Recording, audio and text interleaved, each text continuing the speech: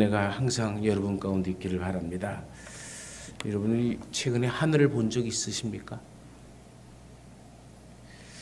처음 제가 경주에 올 때만 해도 이 하늘을 보면 경주의 별이 참 좋았는데 요즘에는 그렇게 좋지가 않아요. 별들이 그렇게 반짝이는 것 같지 않아요.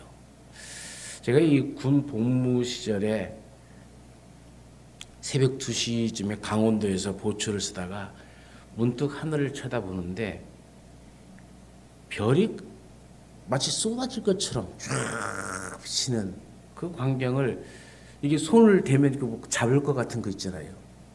그 정도로 참 아름다웠던 별의 모습이었는데, 그래서 제가 어디를 가든 밤이 되면 항상 가는 곳마다 하늘을 쳐다봅니다. 별이 어떠한가. 근데 그때 그 별을 어쩌면 다시는 볼 수가 없을 것 같아요. 네팔에 있는 선교사 친구가 사진을 하나 보내왔는데 그 사진을 보내온 거예요. 별이 확 네팔의 하늘에 빛나는 거. 그래서 야, 네팔을 가봐야겠다. 히말라야 산 쪽을 가봐야 이 별의 아름다움 볼 수 있겠구나 하는 생각을 해봤습니다.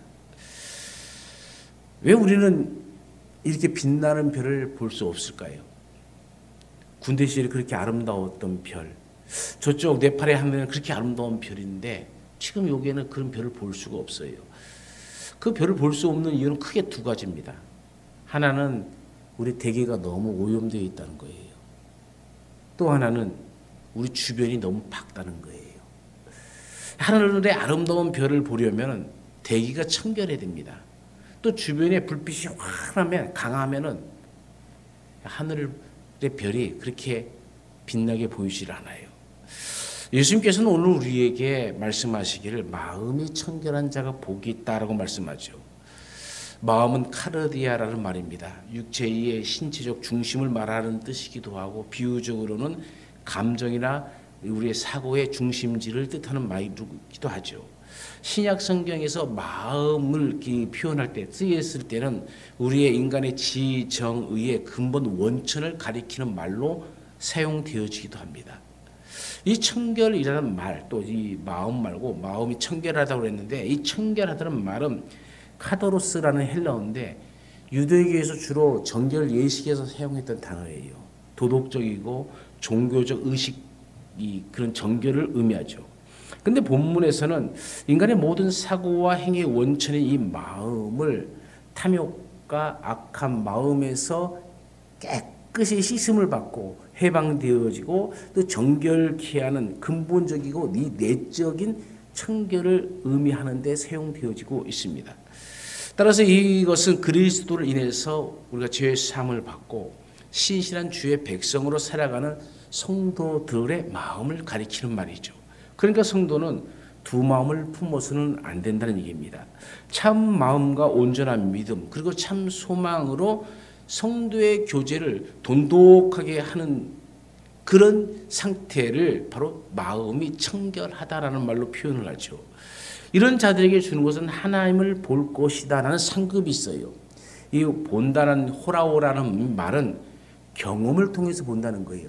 그냥 상상 속으로 경험하는 것이 보는 것이 아니라 직접 내 삶을 통해서 하나님을 살아계심을 경험하고 실제적으로 본다는 뜻을 갖고 있습니다.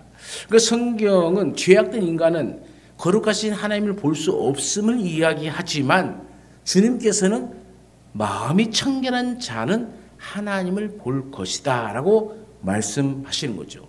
즉 우리의 마음의 중심에 하나님을 모시고 사는 자들이 하나님을 본다라는 이 커다란 영적 축복을 약속받은 것이죠. 그러니까 우리가 하나님께 복을 받고 그 복의 은혜를 누리려면 몇 가지를 우리가 생각해 봐야 돼요. 그 첫 번째가 우리의 외모가 아니라 마음을 청결케 해야 된다는 거예요.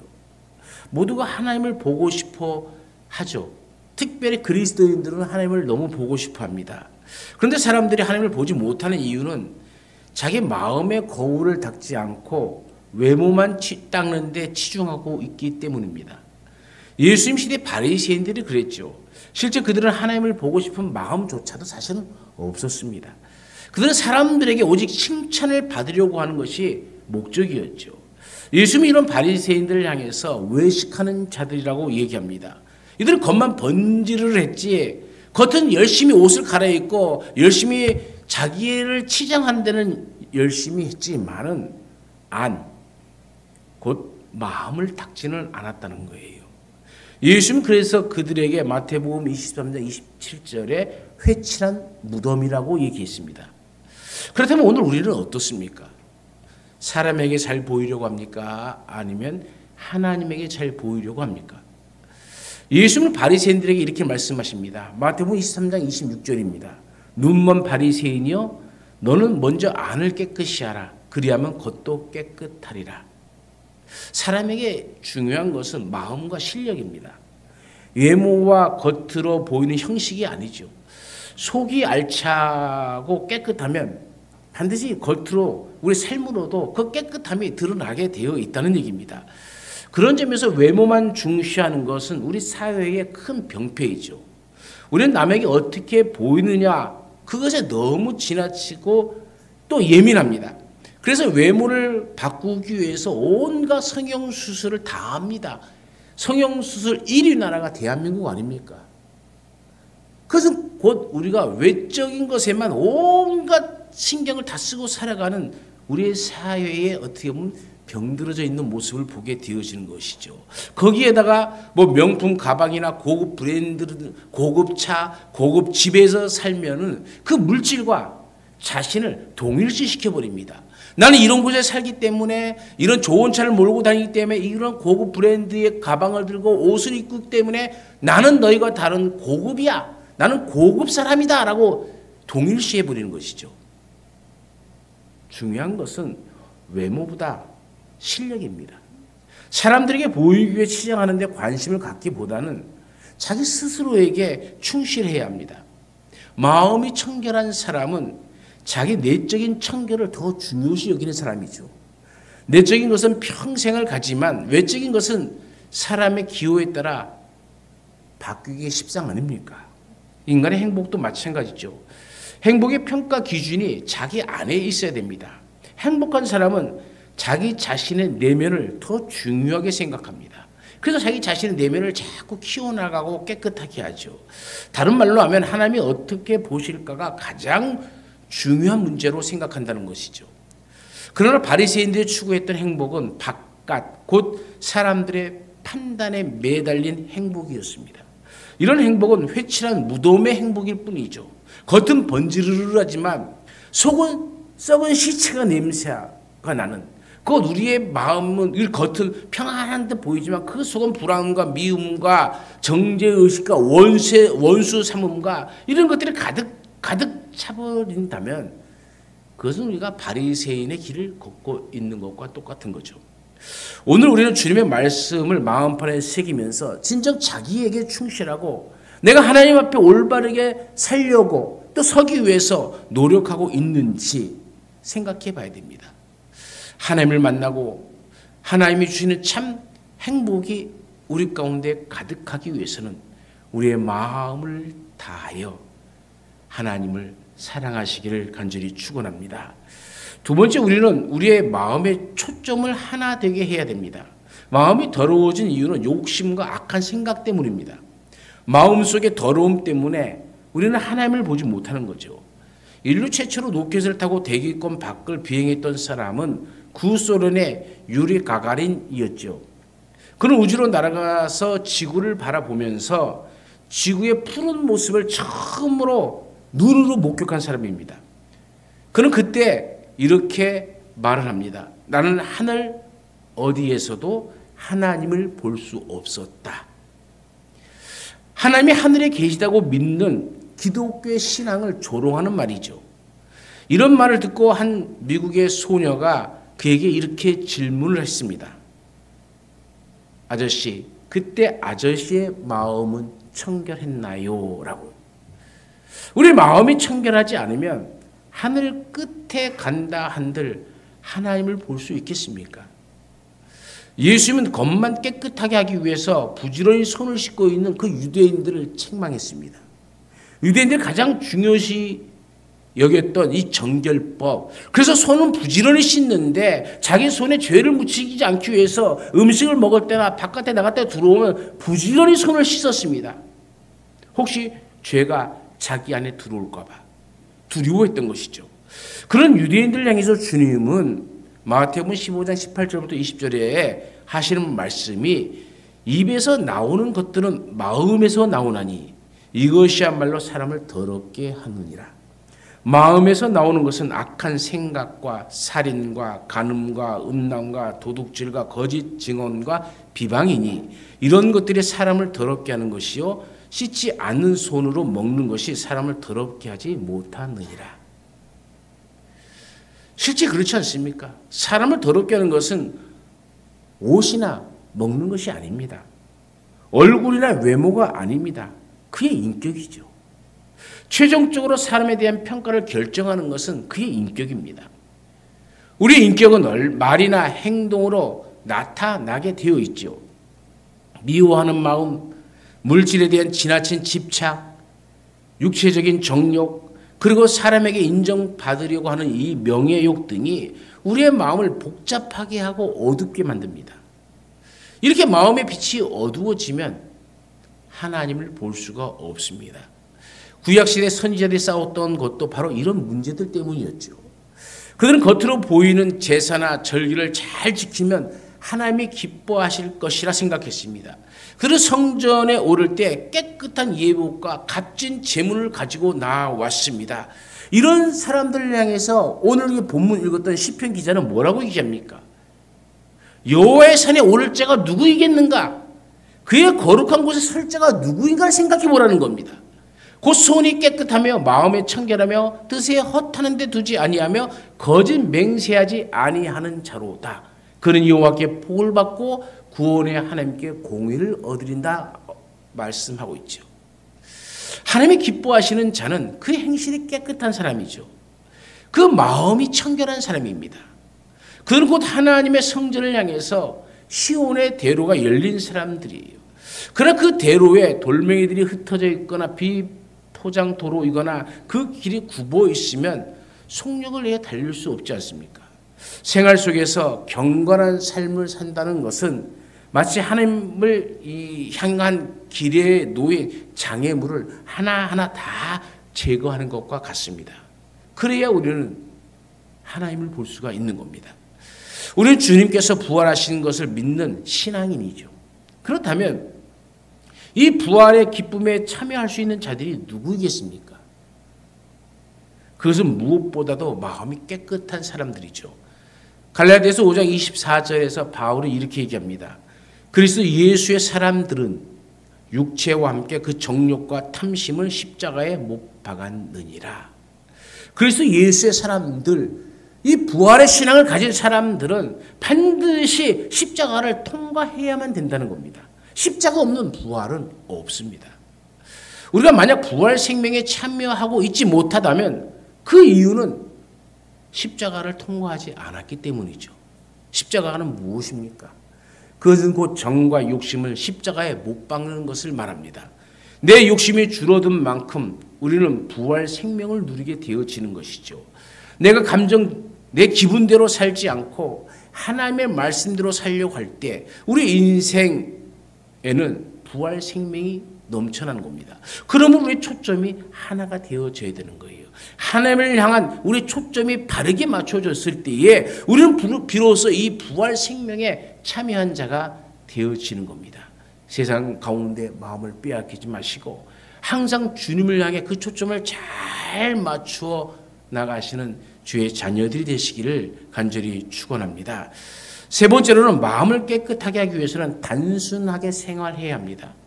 우리가 하나님을 보는 사람들이 되기 위해서는 마음을 단순하게 해야 합니다. 주변에 불빛이 많으면 별을 볼 수 없는 것과 마찬가지 아니겠습니까? 우리의 마음에는 세상을 향한 욕심의 불빛, 세상의 쾌락의 불빛, 여러 가지 분주한 일의 불빛이 너무 강합니다. 마음을 청결하게 한다는 것은 그 마음을 단순하게 한다는 겁니다. 생활을 단순하게 하고 정리할 때 마음도 단순하고 청결해집니다. 오늘날 교회는, 기독교인은 너무 바쁘게 살아갑니다. 그래서 하나님이 일을 한다고 하는데 실질적으로 하나님의 일은 등한시해버리고 일에 매여버린 존재가 되어지고 우리는 그것을 거룩이란 말로 치장을 해버립니다. 열심히 일을 하다가 열심히 주의 일을 한다고 하면서 실질적으로는 주님을 만나지 못하는 삶. 그게 바로 오늘 우리의 삶이 아닙니까? 이스라엘 백성은 광야에서보다 가나안 땅에서 더 타락했습니다. 광야는 아무것도 없어서 오직 하나님만을 바라볼 수밖에 없었죠. 그러나 가나안의 문명의 도시는 그곳에 이스라엘을 유혹하는 것들이 너무 많았다는 것이죠. 그래서 호세아 선지자는 뭐라고 얘기합니까? 호세아 2장 14절과 15절에 하나님께서 이 풍요와 음란물에 물든 이 가나안을 떠나 행복했던 광야로 돌아가고 싶다고 고백을 합니다. 광야는 아무것도 없는 곳입니다. 그런데 왜 그곳으로 돌아가고자 합니까?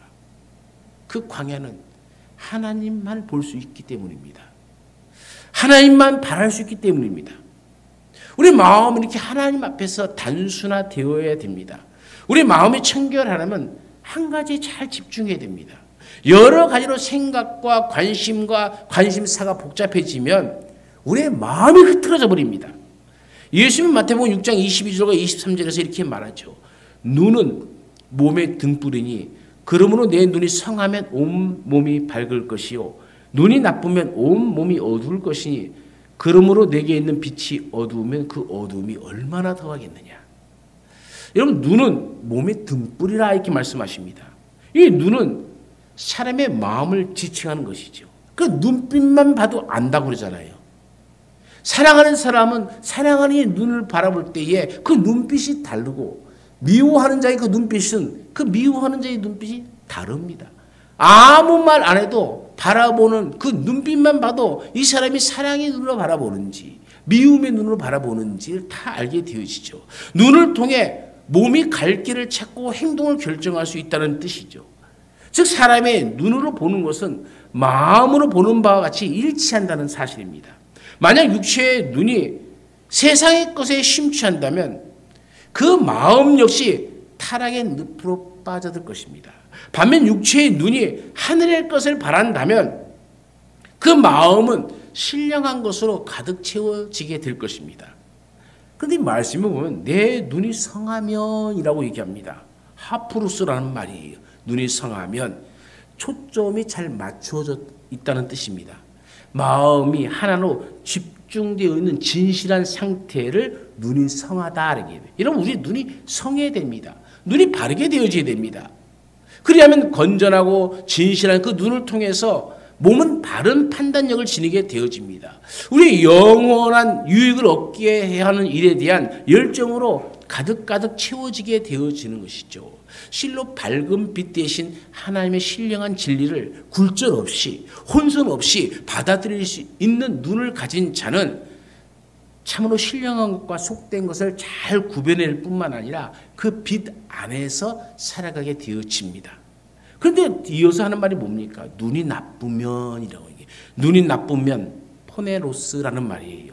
초점이 흐려졌다 이 얘기입니다. 두 개의 초점을 가지고 있다는 것이죠. 이 말은 성경에서 악하다라는 뜻으로 사용되어집니다. 그리고 유대인의 관용적 표현에서도 이 악한 눈은 이기적이고 인색한 사람을 의미하는 말입니다. 이런 의미에서 눈이 나쁘다라는 이 어구는 문맥상 하나님과 재물, 양자에다 다 관심을 두면서 이것도 내가 다 열심히 잘할 수 있다는 착각 속에 빠지기도 하고 하나님 대신 재물을 하나님을 섬기기도 하는 이 재물이 곧 하나님이 되어버리는 그래서 영적으로 흐트러져 버린 눈, 그 눈이 나쁘다라는 말로 표현합니다. 그리고 이런 사람들에 대해서 어둡다라는 뜻을 사용하죠. 빛이 없는 암흑 속에서 태상을 제대로 분간하지 못한다는 것이죠. 옳고 그름을 틀렸다는 발음과 그름 사이에서 이것을 분간하지 못해 버리게 되어지는 것이죠. 즉 세상 재물에 현혹되어서 영적 세계와 참된 진리를 바라보지 못하는 눈은 온몸에 진리의 세계를 전달해 주는 기능이 마비되어 버리는 겁니다.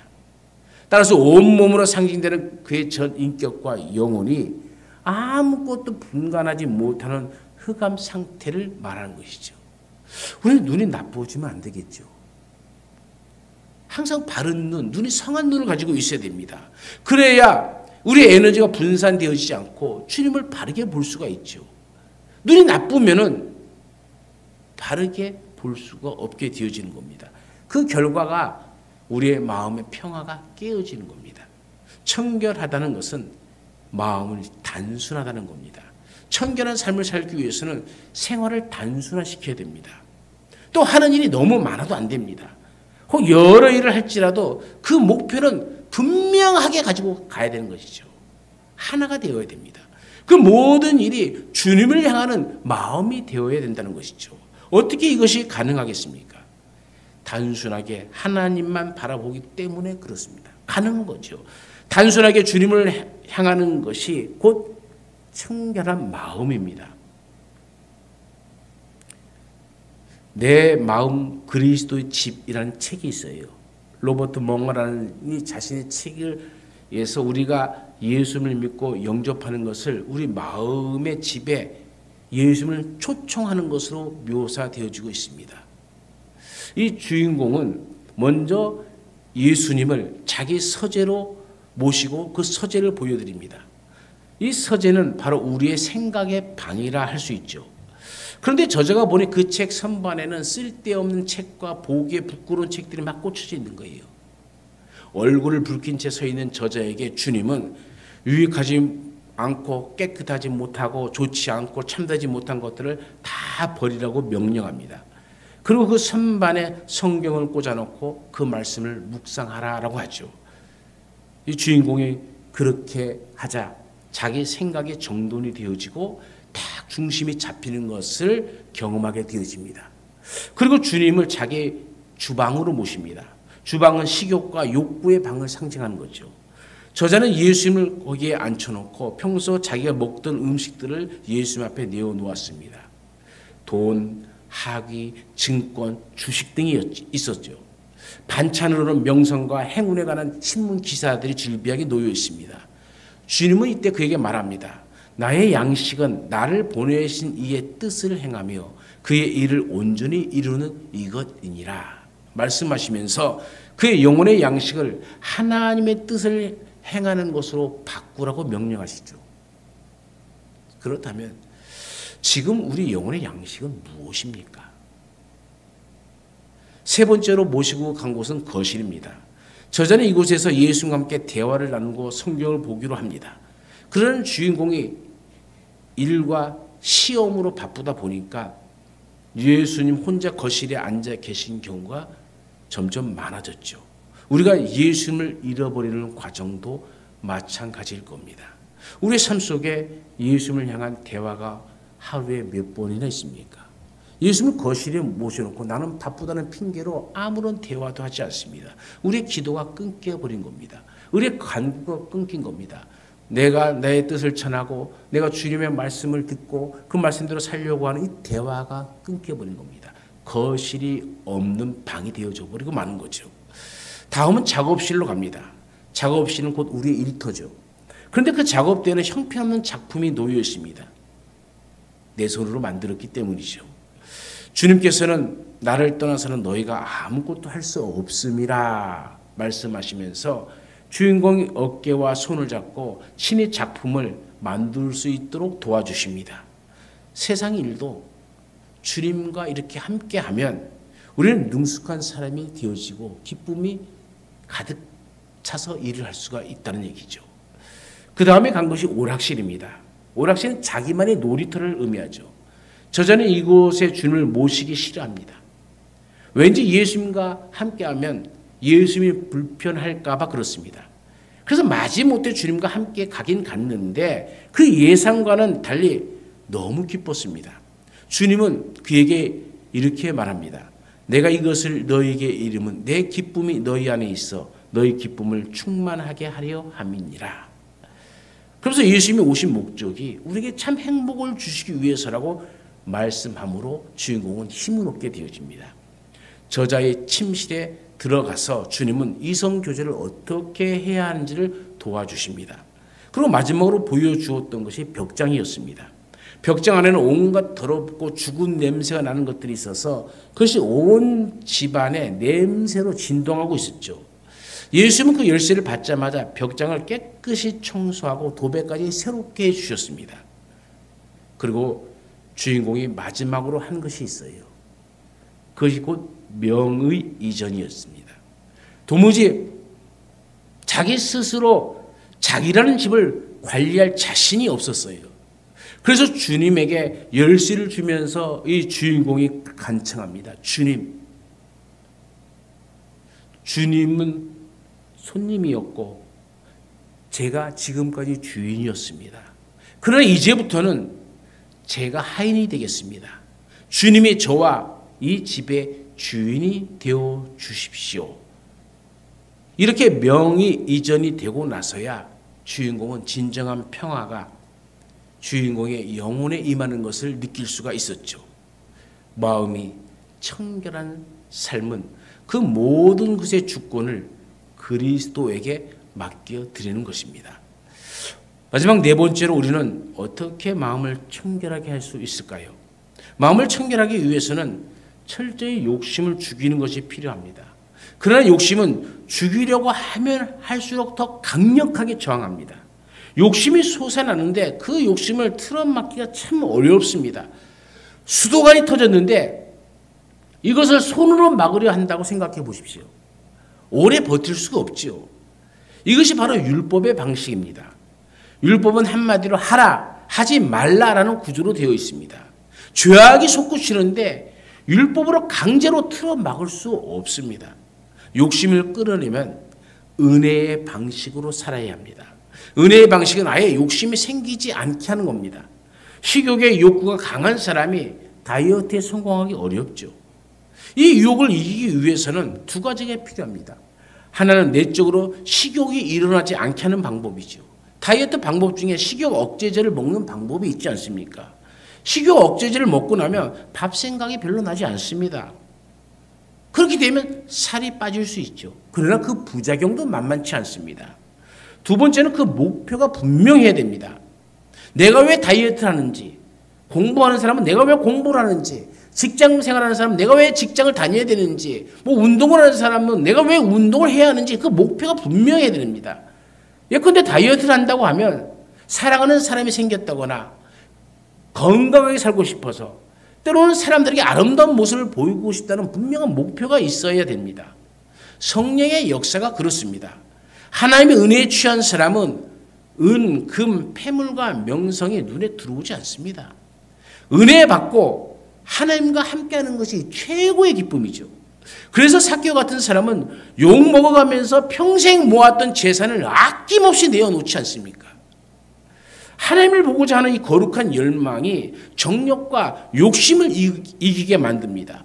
정욕이나 욕심을 없애기보다는 그보다 더 좋고 더 달콤하고 더 행복한 하나님의 은혜를 사모해야 합니다. 예수님을 바라보십시오. 그러면 세상 욕심이 사라집니다. 예배를 사모하고 아침마다 말씀을 묵상하고 기도하며 하나님을 믿는 맛에 푹 빠져보십시오. 그러면 더러운 세상적 욕심이 사라지기 시작합니다. 그에 상승하여 하나님을 보면 볼수록 우리의 마음은 더욱더 청결해집니다. 오늘 주님은 우리에게 말씀하십니다. 마음을 청결케 하는 사람은 하나님을 보게 될 것이다. 우리의 마음이 청결히 행함으로 하나님을 보고 하나님으로 만족하는 저와 여러분의 인생이 되어지길 간절히 축원합니다. 언제나 우리 가운데 함께 하신 하나님, 하나님을 믿는다 하면서 오늘 우리 안에 가둬놓은 율법 가운데 그 율법의 법칙에 따라 믿으려고 했고 좋은 옷을 입고 좋은 차를 타고 좋은 집에 살고 모든 것을 최고로 잘하는 것이 하나님 앞에 청결한 것으로 착각하며 살았습니다. 그러나 우리의 마음은 어디를 향하고 있습니까? 하나님을 잘 믿는 것이 내가 출세하는 것이라고, 내가 성공하는 것이라고, 그것에 매여서 우리는 사람들에게 어떻게 비칠까만 생각했지 하나님이 나를 어떻게 보고 계실까는 생각하지 못하고 살았음을 용서하여 주옵소서. 그러나 이제는 우리의 마음을 주님께 온전히 드립니다. 하나님을 향한 마음, 그 하나님을 향해 가는 길에 그 어떤 것도 우리에게 장애물이 되지 않도록 날마다 그 장애물을 하나하나 치우며 하나님 앞에 단순하고 성한 눈을 가지고 주님이 기뻐하시는 일과 주님이 기뻐하지 않는 일을 잘 분별하여서 우리의 마음을 청결케 하는 자녀들이 되게 하옵소서. 그래야 이 땅 살아가는 날 동안 하나님을 볼 것이요 라는 이 말씀이 우리의 삶에 경험되어지고 또 우리의 삶에 은혜로 되어져서 날마다 우리의 삶의 하루하루가 하나님이 주시는 은총으로 채워지는, 세상이 알지 못하는 기쁨으로 채워지는 복된 삶을 살게 하옵소서. 언제나 함께 하시는 예수님의 이름으로 기도드리옵나이다. 아멘.